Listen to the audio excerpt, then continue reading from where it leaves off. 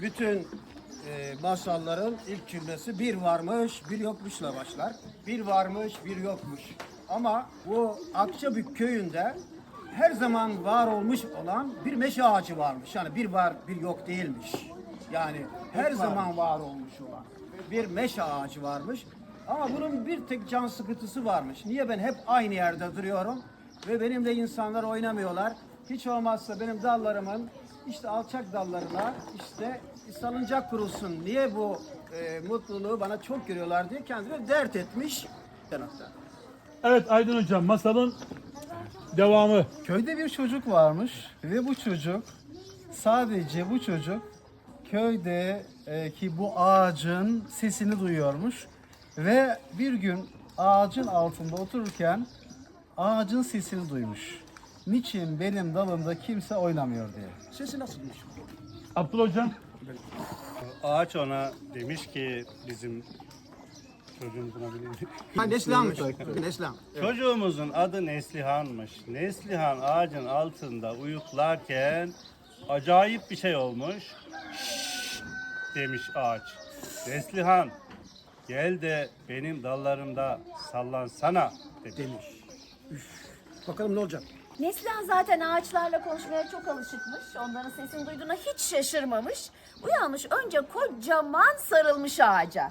Demiş ki sallanmaz mıyım? Ama ben biliyorum ki salıncak için çok güçlü bir ipe ve güçlü bir beze ihtiyacımız var düşmemek için. Bir de ben tek başıma yapamam. Bir arkadaşa ihtiyacım var deyip bir kapıyı çalmış. O kapıda Şeyma Hanım ne demiş bakalım. Evet. Kapıyı çalmış. Kapının bence ağacın altında gizli bir kapı varmış. O kapıyı çalınca birdenbire kapı açılmış. İçeride uyuyan küçük bir kızla karşılaşmış. O kız cüce bir kızmış ve aynen böcekler gibi, kelebekler gibi ağaca tırmanabiliyormuş. Ağaca tırmanmış. Neydi kızın ismi? Neslihan'ın getirdiği ipi dala bağlamış ve salıncağı yapmış. Ne diyor bakalım Betül Hanım? Ben sana salıncağı yaptım ama ben sallanmayı hiç bilmem ki demiş. Evet. Neslihan da demiş ki sen burada kaç yıldır uyuyorsun ya da burada bekliyorsun çocukları. O da çok uzun süredir bekliyorum ve sallanmayı da unuttum demiş. Neslihan da demiş ki peki bizi niye daha önce görmedin? Çünkü çocuk da şöyle demiş, çünkü bizimle daha önce hiç kimse konuşmadı ve bizi kimse dinlemedi. Yazmak kolay. Hadi bakalım. O zaman demiş ben seni bütün arkadaşlarımla tanıştıracağım ve sana yeniden sallanmayı öğreteceğim demiş. Neslihan cüce kıza peki sen sincaplarla da mı hiç konuşmadın? Onlarla birlikte mi burada yaşıyorsunuz? Kuşlar ve sincaplar mı senin ailen diye sormuş. Cüce kız da evet onlarla birlikte yaşıyoruz ama onlarla da kimse konuşmaya gelmedi demiş. Katılmak ister misiniz? Hemen yanaşın hocam. Devam ettirin. Peki güzel kızımız sormuş. Bu kadar uzun boyun varken, bu kadar yükseklere çıkmışken sen aşağıda konuşacak kimse bulamadın. Yukarılarda da mı kimse yok demiş. Peki etmek istiyor musun? Devam edelim. İsmet bir şey diyor musun? Sen duymadın son kısmı ama devam et bakalım. Duyamadım, ona devam edeyim. En son duyduğum yerden devam ediyorum. Ağacın içinde bir kapı varmış dediler. Tabii bu kapıdan girmek için çocuklar başka arkadaşlarını davet etmek zorundaymış. Çünkü tek başına içeri girmeleri mümkün değilmiş. Hemen kapıdan girmeden önce çevredeki arkadaşlarını davet etmişler. Gelmiş mi arkadaşları? Arkadaşları davet etmişler. Yasin Hocam. Davet eden kim? Cüce kızımız davet etmiş. Aslında o da köydeki tek cüce değilmiş. Diğer cüceleri de davet etmiş. Evet. Diğer çocuklar da, bütün çocuklar da davet etmiş. Onlar gelmiş mi hepsi?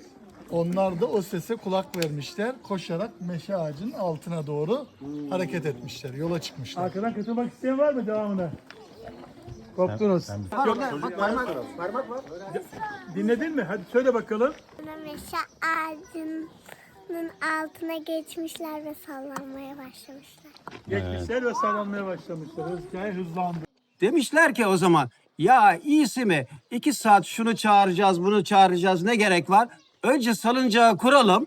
Sonra da biz salıncakta sallanırken insanlar bize gelirler çocuklar etrafımızda ne güzel sallanıyorlar derler ve orada olurlar. Hakikaten de öyle olmuş. Sonra salıncakta başlamışlar sallanmaya. Bir o tarafa ağaç da onlarla beraber sallanıyormuş. Dallar falan böyle sallanıyormuş, gidiyorlarmış, geliyorlarmış. Bir anda bir şey olmuş. Sağdan, soldan, şuradan, buradan bütün çocuklar ağacın etrafında sıraya girmişler. Salıncakta sallanma sırası o zaman öyle önemli bir olay olmuş ki işte onu Abdullah Hoca biliyor. Buyurun. Ve bütün çocukları alan büyük bir salıncak sallanırken Evet. yukarıya doğru yükselmiş salıncak ve bulutlardan birine takılmış. Orada kalmış. Ne yapacağız? Bulutlarda kalır mı çocuklar canım? Orada bakmışlar bulutlar nereye yakın? Yıldızlara. Evet. Yıldızlardan bir merdiven yapmışlar Ay'a. Orada Evet. Evet, Ayşe devreye girmiş. Bu sefer dolunayken hilal olmaya başlamış, incelmiş. Çocuklar bu sefer ayı salıncak sanmışlar. Evet Cemil. Ayda sallanırlarken bir bakmışlar ki aşağıdan biri onların kuyruğunu yakalamış çekiyor. Bir bakmışlar sincaplar, biz de sizinle sallanmak istiyoruz demişler. Ve bütün ormandaki diğer hayvanları da peşlerine takmışlar. Siz Masal misiniz bu. peşine takılan? O sırada gök gürlemiş. Evet. Gök gürleyince o ana kadar çocuklara hiç dikkat etmeyen anne babalar da acaba çocuklarımız nerede diye etrafa bakmışlar. Maalesef hep bilgisayar ve telefona baktıkları için çocukların ne ağaca çıktığını ne göğe yükseldiğini görememişler. Ve birden onları görünce demişler ki bizim de çocukluğumuz böyleydi deyip yanlarına gitmişler. Ay inceldikçe salıncağın iplerinden bir tanesi serbest kalmış ve çocuklar yavaşça ağacın altına doğru kaymaya başlamışlar. Aileleriyle birlikte ağacın altına doğru kayan çocuklar artık akşam vaktinin de gelmesiyle birlikte akşam ezanını duymuşlar. Ağacın altına tekrardan salıncaktan inip ağacın altında buluşmuşlar ve aileleriyle birlikte evlerine doğru yol Gel almışlar. hocam bana. Evli evine, köyüne demişler. Herkes evine gitmiş. Ama sonraki sabah enteresan bir şey oldu. Sonraki sabah ağacın altına gelen her çocuk çok şaşırmış. Çünkü ağacın bütün dallarından birer tane salıncak varmış. Ne olmuş? Gece ağaç çok düşünmüş. Çocukların gelmesine çok sevindiği için dallarından gece aşağı doğru salıncaklar sarkıtmış ki bundan sonra hiç yalnız kalmayasın.